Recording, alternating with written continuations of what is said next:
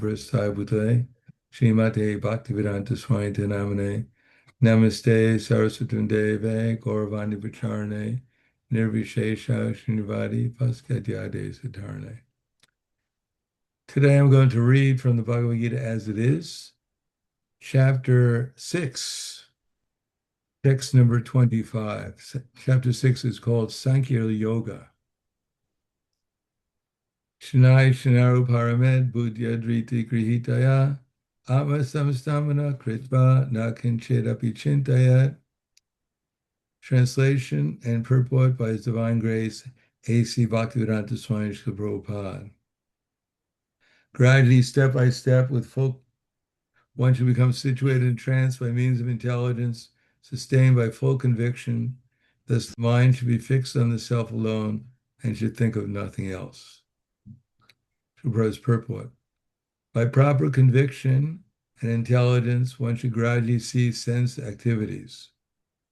This is called pratyahara. The mind being controlled by conviction, meditation, and cessation from the senses should be situated in trance or samadhi. At that time, there is no longer any danger of becoming engaged in the material conception of life. In other words, although one is involved with matter as long as the material body exists, one should not think about sense gratification. One should think of no pleasure aside from the pleasure of the Supreme Self. This state is easily obtained by directly practicing Krishna consciousness. So the text again, Shanai Shanaru Paramed, Udya Drita Grihitaya, Atma Samstamana Kritva, Na Kinchet Apichintayat. Gradually, step by step, one should become situated in trance by means of intelligence sustained by full conviction. Thus, the mind should be fixed on the self alone and should think of nothing else. Namo Vishnu Padaya Krishna Prasthaya Buddhaya Srimate Bhaktivedanta Swami Namane Namaste Saraswati Deve Gauravani Vicharane Nirvishesha Shunyavadi Paskadyade Siddharane. In the Bhagavad Gita, there are multiple chapters which explain about what is the process to become conscious of Krishna. Unless we understand the process of becoming conscious of Krishna in detail, we won't know whether or not we're doing the right activity to become conscious of Krishna. So the first word that Krishna uses here is Shanai Shanai, gradually, step by step. This is called krama. And this step by step is what most of what the Bhagavad Gita deals with. What are the different steps? First of all, we have to find out what step we're on. We have to find out what the next step is. And we should also be aware of what previous steps we've taken so that we go forward and not backwards. We should also understand what the goal is so that we can be sure that we're going the right direction, that we agree at least to go in the right direction. Unless we know what the goal is, then if there's any impediment, then we may become discouraged if we don't understand the higher purpose that we're aiming. Even in the Bhagavad Gita, Krishna cautions us that, generally speaking, everyone works according to happiness. The goal of everything we do is to attain happiness. Therefore, we seek knowledge of what will bring us happiness. The problem is there's something called Shreyas, and then there's Preyas. Because in the material conception of life, that there is a higher goal of life other than to gratify their senses. Therefore, generally speaking, most people are not going to tolerate too much inconvenience in their search for happiness. As Krishna says in the Bhagavad Gita, that which in the beginning may be bitter like poison, and at the end is like nectar, and which awakens one to self-realization, is said to be happiness in the mode of goodness. Now, there's a background for that. In other words, we may hear that we should be tolerant of our sense desires, and sometimes we may be put in a position which is not very pleasant, which we have to tolerate.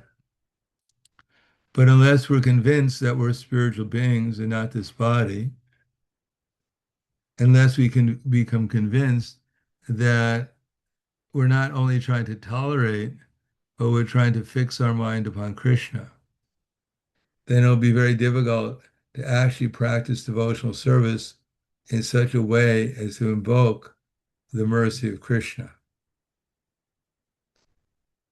Because as Prabhupada writes in the Bhagavad Gita, that one must be able to pass the test of the spiritual master.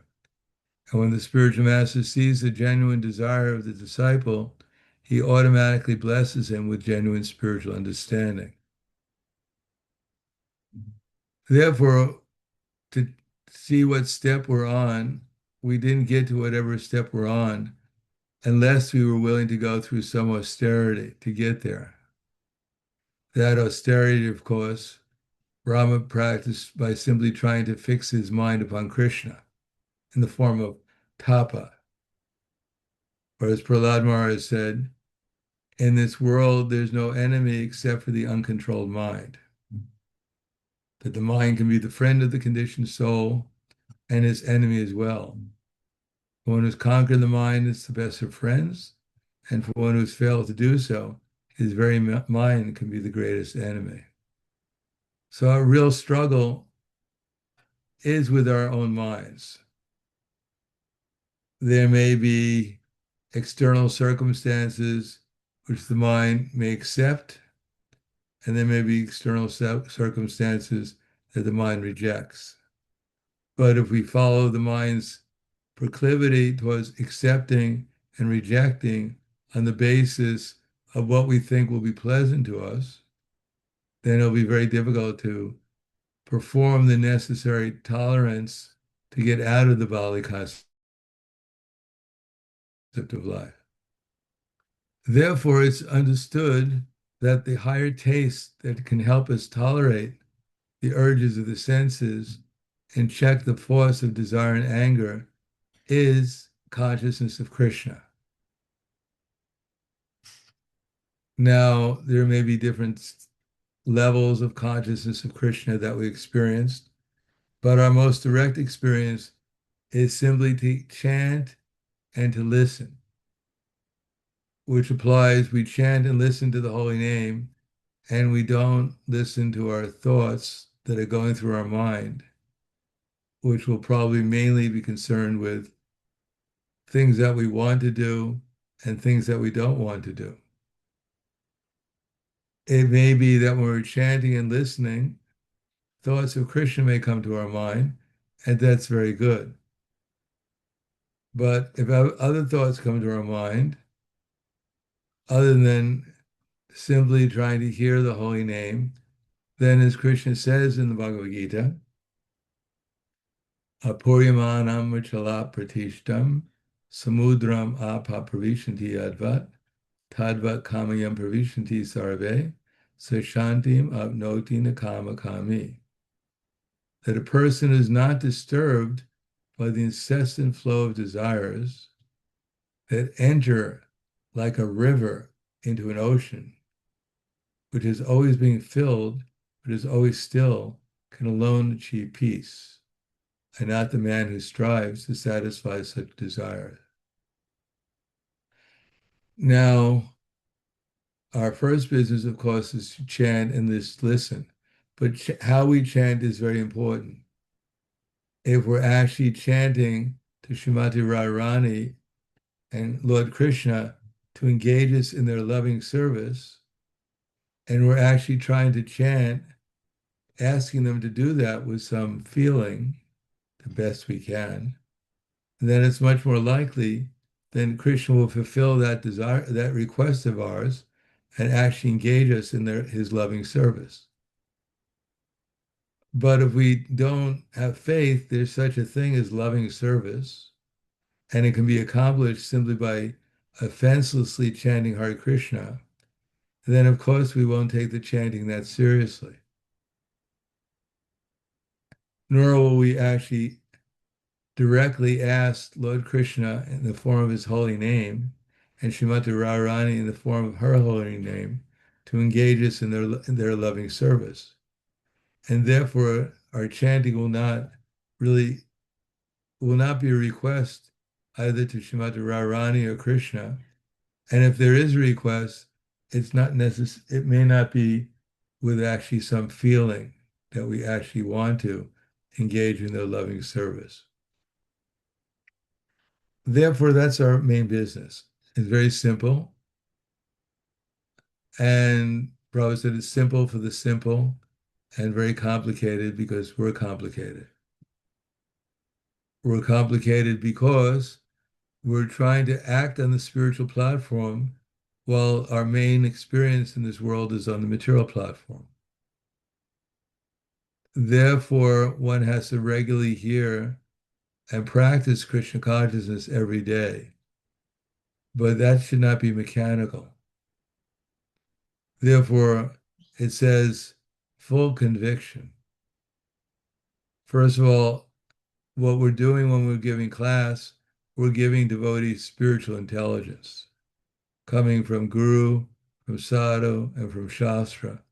What is the means by which we can actually experience Krishna, Srimati Radharani, and the pleasure and love of pure devotional service? That's called buddhi, spiritual intelligence. And we have to capture something and then try to apply it in some sadhana. Now, if we don't have sadhana every day, it's going to be very difficult to actually want to capture something that's being said because we won't be applying it. And if we don't apply it in our lives, it'll go in one ear and out the other ear with no any effect in our spiritual lives. Therefore, here it says that the mind should be fixed on the self alone. Therefore, in the Bhagavad Gita, Krishna says that if we become conscious of him, he says in one verse, you'll pass over all the obstacles of conditioned life by my grace. If, however, you do not hear me, but act through false ego, then you'll be lost. Or another verse, Krishna says that Yanena tu tad agyanam yesham nashtam atmanaha tesham adityavaj jnanam prakashiti tatpraham. One is enlightened with the knowledge by which nescience is destroyed, then the knowledge reveals everything, just like the sun lights up everything in the daytime. So the revelation of Krishna comes gradual, but it's like the sun. At the beginning of the day, before we can see completely the sun, we notice that there is some sunshine. There is a dawn is happening, and then we know the presence of the sun is there, because although we don't see the sun, we notice there's some sunlight. Krishna has revealed himself in Bhagavad Gita at the beginning by giving us a little sunlight, namely the fact that we're not this body, that our bodies are changing, but we ourselves are eternal. Therefore, although we have to take care of our body, we should also take care of the soul, ourselves. And that's that. And then Krishna says, Tad buddhiyas, tad atmanas, tad nishtas, tad parayanaha, gacchanya puna avritim, jnana nidutta kalmashaha. That taking care of the soul is every day tad buddhiyas. Or as Krishna says at the end of the Bhagavad Gita, that one who studies this Bhagavad Gita, he worships me by his intelligence. So we have to worship Krishna in the beginning with our intelligence.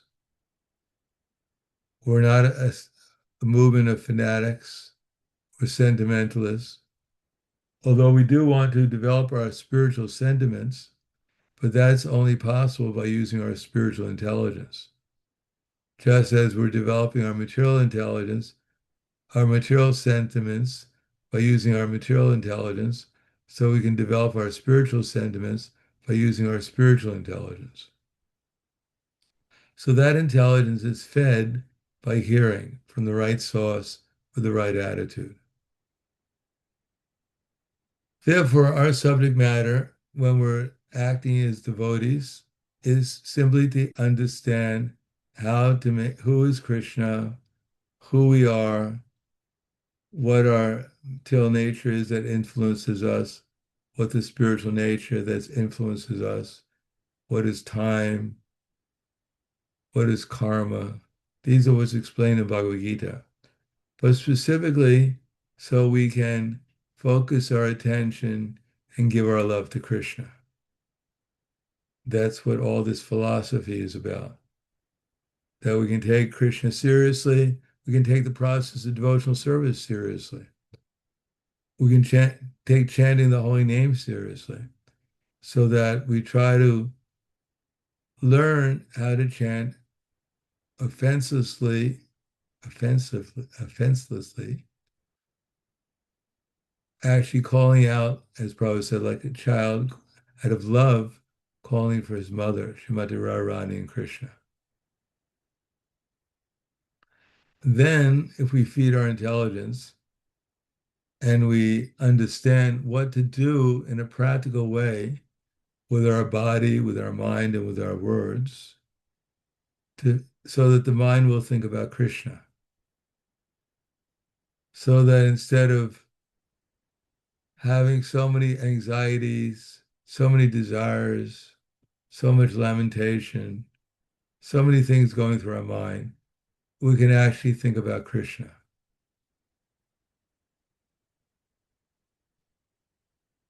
Then, if we actually think about Krishna and experience him, because our experience, the soul experiences either material things or spiritual things through his mind.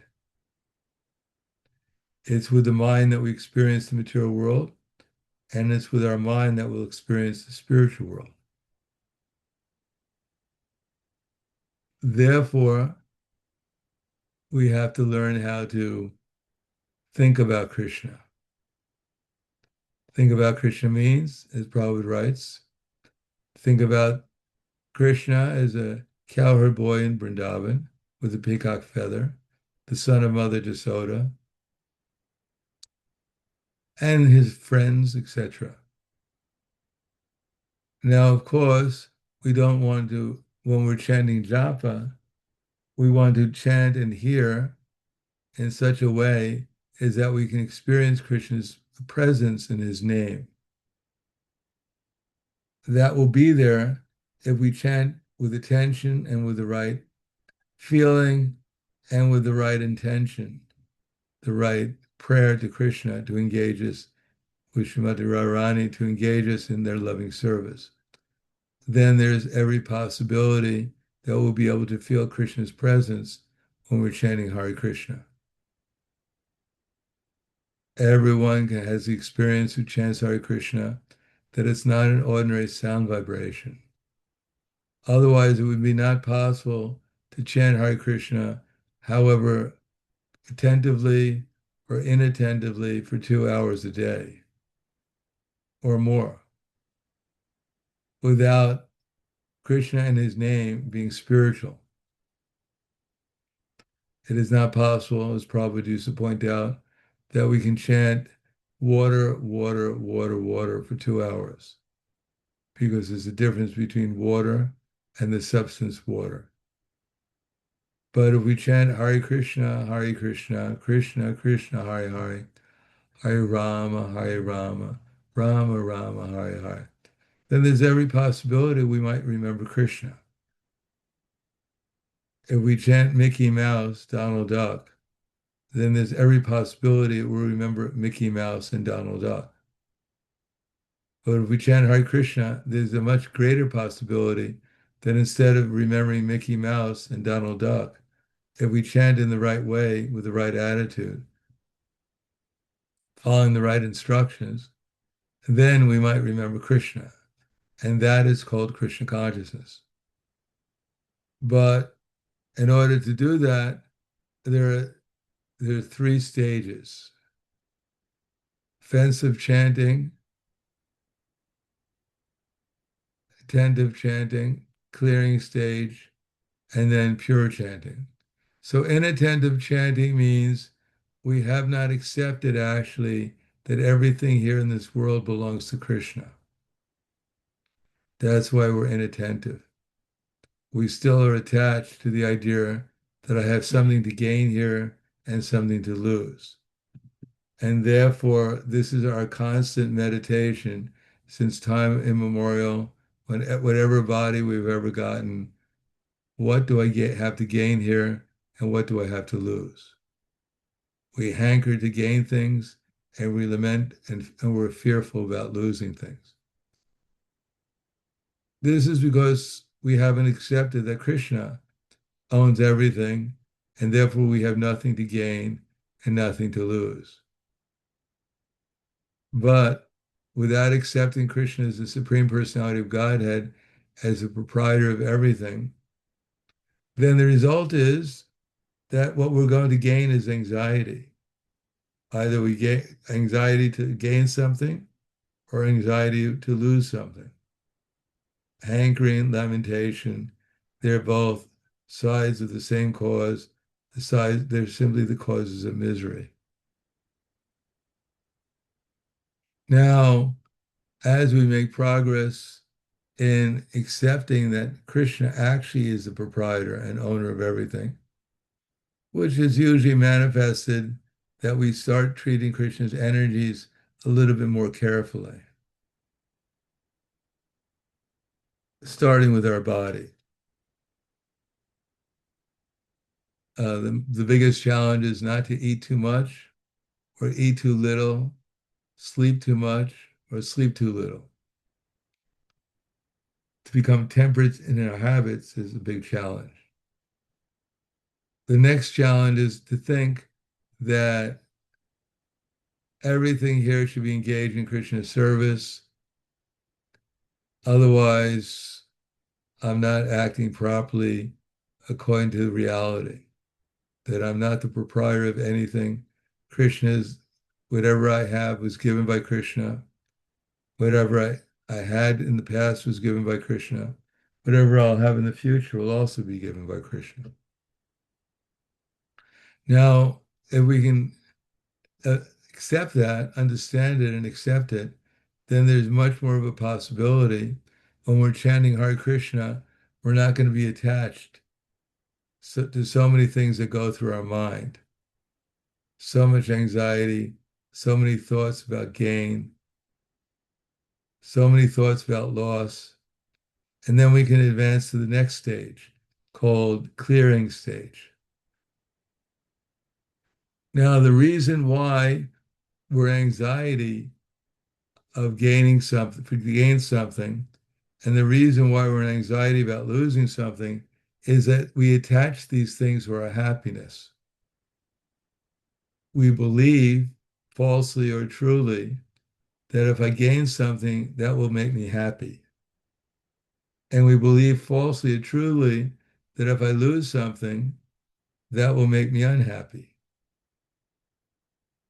So generally speaking, when we work, we're doing things under someone's direction, whether we're conscious of that direction or not, whether we hear our minds is actually we're hearing the voice of our mother telling us to eat everything on your plate because people are starving in Africa. Or we're hearing the voice of our teacher saying that you have to study hard if you don't if you don't get a good grade, you won't pass this year, you won't graduate, you won't go to college, you won't get a job, and you'll wind up on the street. Therefore, our teachers, our parents, our friends, the movies we watch, they're constantly giving us direction, whether we understand, remember who's the voice we're listening to or not. Still, we're hearing the voice of so many people giving us direction. Now, if we accept that Krishna is the proprietor of everything, we should find out what Krishna wants us to do with this energy. Therefore, we have to hear Krishna's voice. Now, Krishna is the super soul within our heart, and we should try to listen to him. But that may not be so easy. So, Krishna has come principally through Shastra. Now, Shastra is not a sentimental book full of bewildering ideas and stories, so imaginative that it's hard to believe most of them. That part of Shastra is not really what we should, it's not that important to listen to in one sense, although later on it may have more significance to us. But the Shastra, the part of Shastra, the essential part of it that helps us realize that we're eternal souls, that help us come in contact with the super soul so we can take his guidance to become purified and realize Krishna, our relation with Krishna, through pure devotional service. That's the most important part of Shastra for us. And that part of Shastra is absolute scientific knowledge. No intelligent person can deny his eternality, that he's this eternal soul. No person who's more intelligent will deny that there's a super soul guiding all living entities. And the most intelligent person will understand that the ultimate goal is to meet the person who's the source of all beauty, all knowledge, all wealth, all fame, all renunciation, all strength, and also all loving relationships, rasa. And he has a loving relation with all living entities. Otherwise, why has he given us this body to realize him, the human form of life? Anyhow, this is the most essential part of knowledge. And if we accept that to some degree or another, then we have to take shelter of Guru, Sadhu, and Shastra.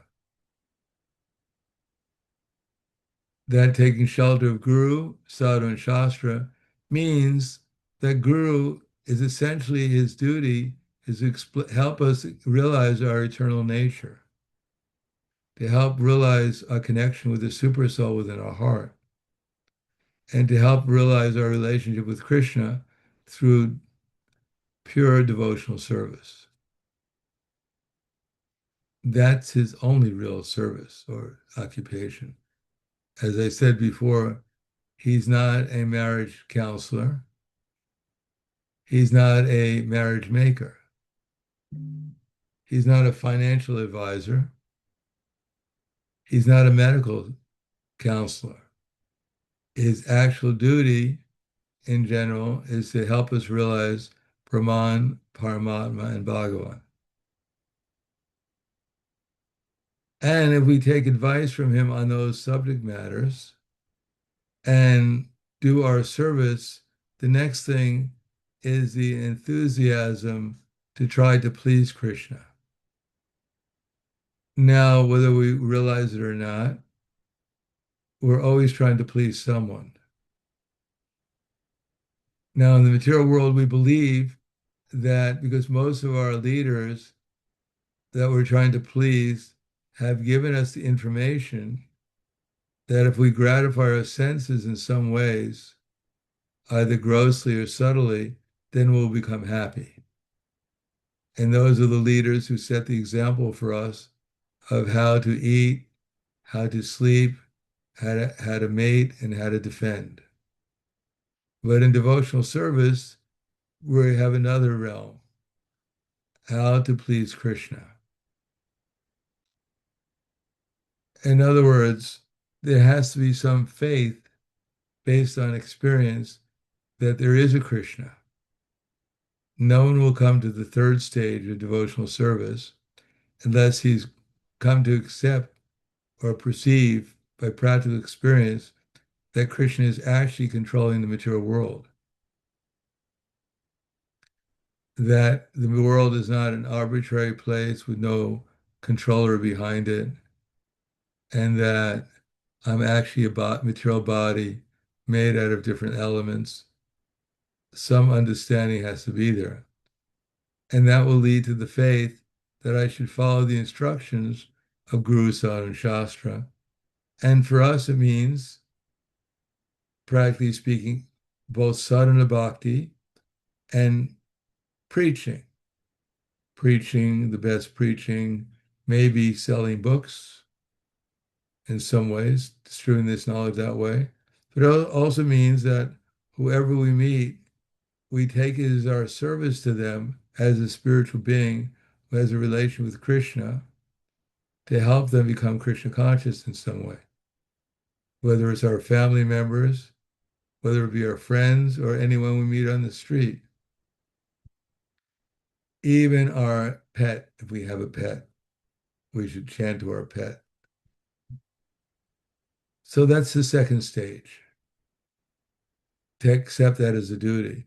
Then we might start considering that Krishna is a lovable person, and if I treat his holy name with some respect and love, then he might reciprocate with me, because he says that Bhakti-mam abhijananti yavan yaschasmi tatvataha tatomam tatvato gyatva vishite tadanantaram.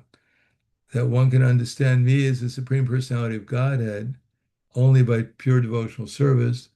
And when one is actually absorbed in devotional service, he can enter into the mysteries of my understanding. So some faith has to be there, not blind faith. We don't have to blindly accept it's true. We don't have to blindly accept that it's false. We have to have some faith and experiment. Try to improve our chanting, try to improve our relationship with the devotees, try to improve our daily habits so that we make tangible progress towards becoming conscious of Krishna. And try not to worry so much about this world that we're living in, about our own feeble bodies, the lack of promise to fulfill all our expectations, the future, where we're going to be after we leave this body. Try to concentrate more on just trying to take advantage of whatever time we have here to meditate how Krishna is a proprietor and take guidance from Krishna's representatives so that we can learn how to chant Hare Krishna with some love and some feeling to please Krishna, because that's what will please him. So intelligence, full conviction begins with experiencing the difference between material sound and spiritual sound, material direction and spiritual direction, material existence and spiritual existence. Then we'll be more inclined to fix the mind upon Krishna because of the happy experience of doing so. Now, as far as thinking of nothing else, that will gradually come in the course of time by practice of sadhana bhakti done in the right way. Therefore, when Arjuna told Krishna that actually it's very difficult to fix my mind, now Krishna, upon you, for example, now Krishna did not contradict Arjuna and say, you're in Maya, you're a rascal, surrender. No, he said, Shri Bhagavanavacha asamshayam mahabaho manodir nirgram chalam abhyasena tikundiya vairagena chagriyate. It is undoubtedly very difficult to curb the restless mind, O Arjuna, but it's possible by suitable practice and by detachment.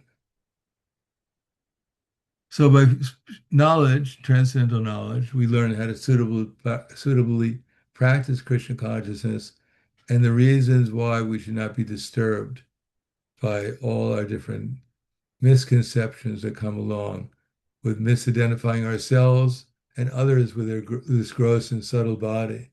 And instead of identifying ourselves as the servant of the servant of the servant of Krishna, specifically connected in our parampara to the instructions given by Srila Prabhupada and given to us through his representative, to the proportion that they've understood Krishna consciousness, to that proportion, they may help us also understand Krishna consciousness too, and the process of becoming conscious of Krishna.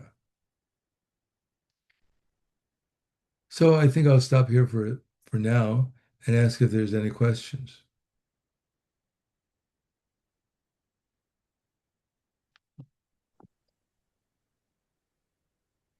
Hare Krishna, I have a question from Papada Prabhu in group chat Zoom.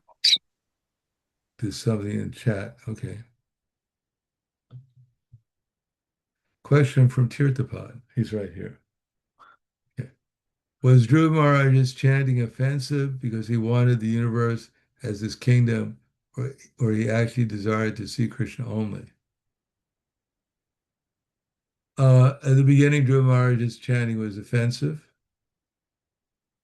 but it wasn't so offensive because he was chanting Om Namo Bhagavate Vasudevaya at the beginning. And he was willing to get his objective to go through great austerity.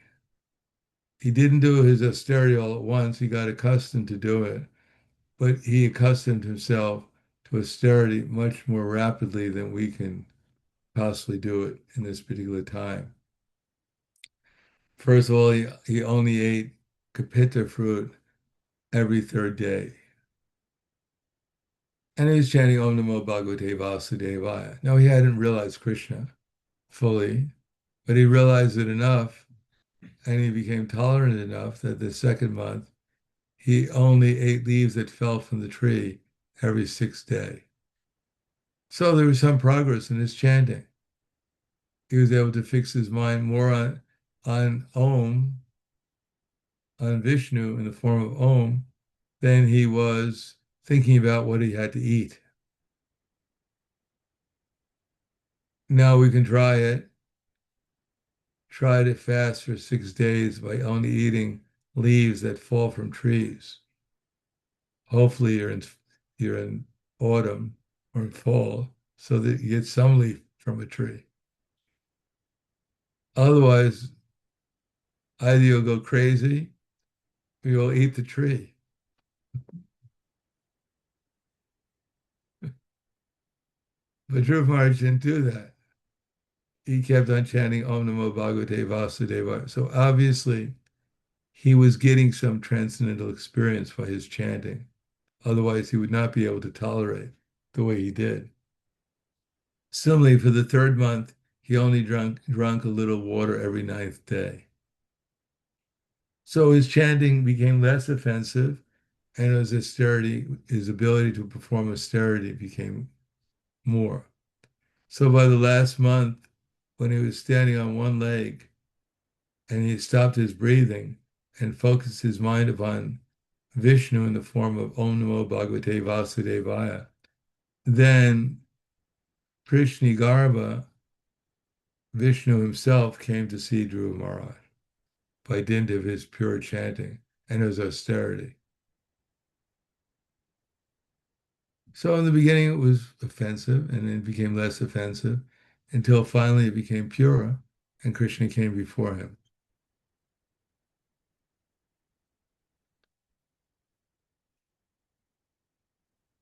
Okay, Thakur Haridas.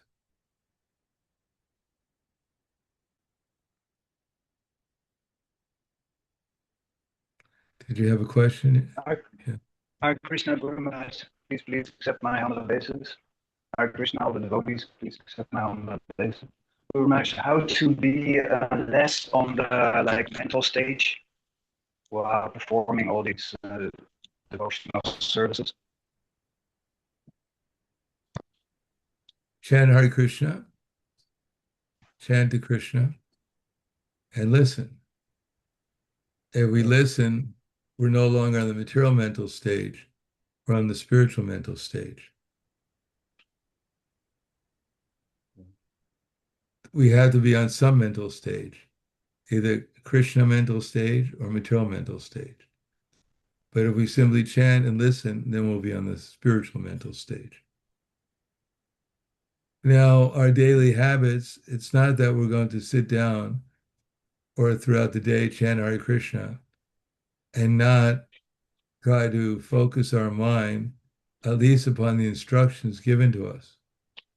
It's not that we're going to go out and play golf for 3 hours and come back and chant Hare Krishna for 2 and not think about golf rather than Krishna.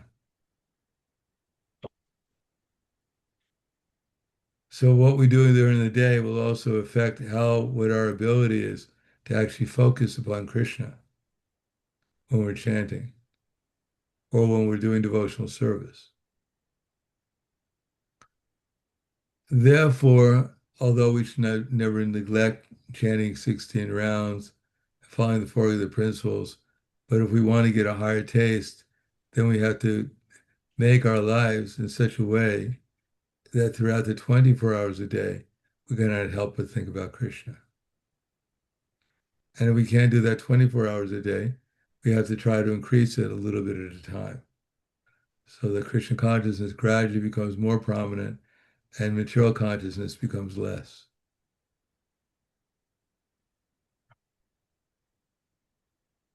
But Krishna is available as soon as we just chant Hare Krishna and listen, then we're on the spiritual platform of consciousness rather than the material one.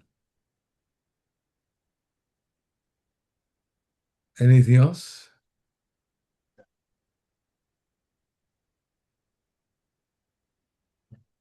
Guru Maharaj, So, can I add yes. one more question? Yeah. And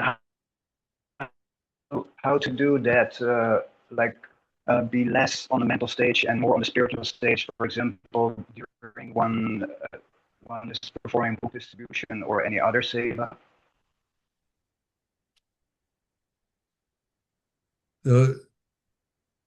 Krishna says that we should see through the eyes of knowledge. It's not that we chant Hare Krishna, but seeing through the eyes of knowledge, just like I said, Tud Buddhiyas, Tad Atmanas, Tad Nishtas, Tad Parayanaha, Gachantnyapana Arvitim, Gyanane Duta Kalmashaha. One's intelligence, one's mind, one's faith, one's refuge are all fixed in the Supreme. Then one becomes fully cleansed of all misgivings through complete knowledge, and thus proceeds straight on the path of liberation. Vidya Vinaya Sampane Brahmani Gavihastane Shuni Chaiva Swapake Cha Pandita Samadarshana. The humble sages, by virtue of true knowledge, see with an equal vision the learned and gentle Brahmin, the cow, the dog, the elephant, and the dog eater. So we should see everyone as Krishna's eternal servant, encaged in different bodies, made of the modes of material nature, and reciprocate with them in such a way as to try to help them become Krishna conscious. Then we're on the spiritual platform. And any other relationship besides that is a different phase of the material platform.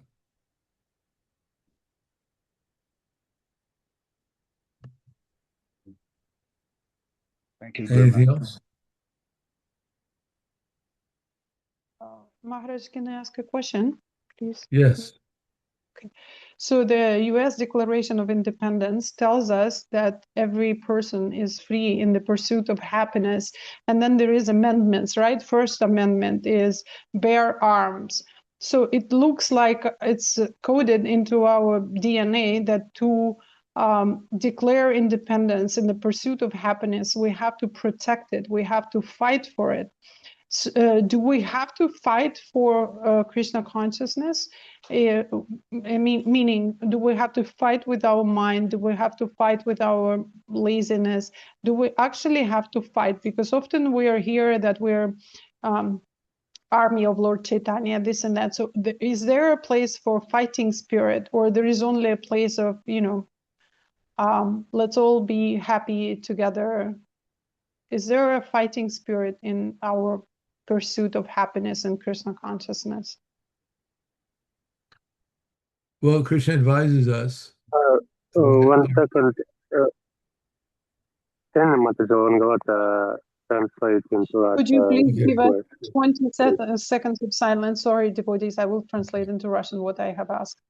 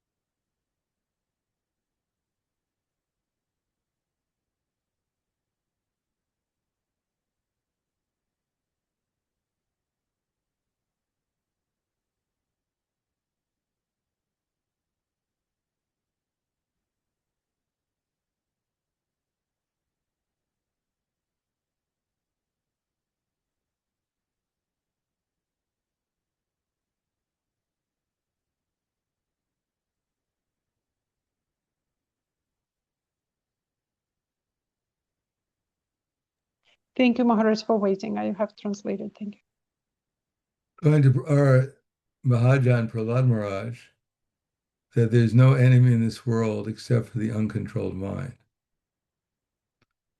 And how do we fight with our uncontrolled mind? We pay attention to spiritual matters and we avoid material matters.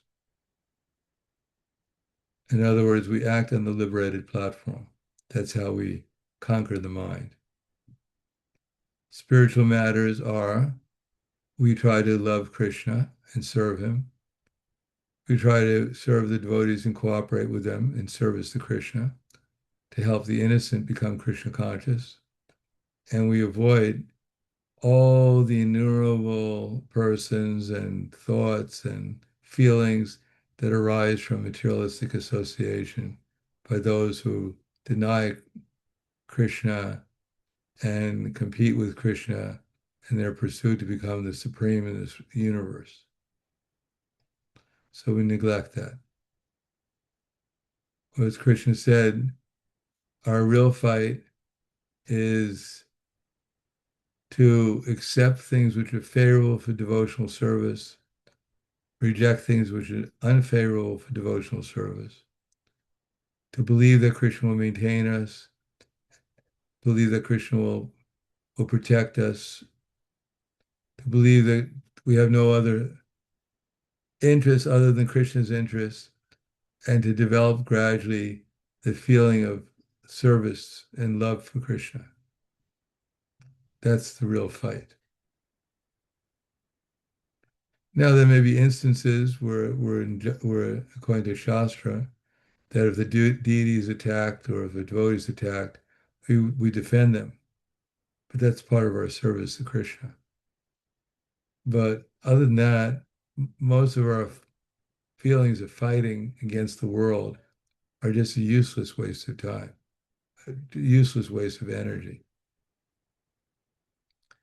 Sure, we're in the Kali Yuga, and everyone is bad, but we're also bad. We're bad because we've forgotten Krishna and we're not fully engaged in Krishna's service. But at least we're trying to become Krishna conscious, so we're trying to become good. And the people who are bad, we're trying to help them become good too. So they're not our enemies. They're the object of our service to Chaitanya Mahaprabhu. There are means, there are opportunity to demonstrate to Chaitanya Mahaprabhu and to the acharyas that we want to develop the same compassion that they have to help bring Krishna's other children back to the spiritual kingdom. So that's what we do. We fight by paying attention to the instructions coming from the great devotees, and we neglect all the other instructions of how to see things and how to act in this world.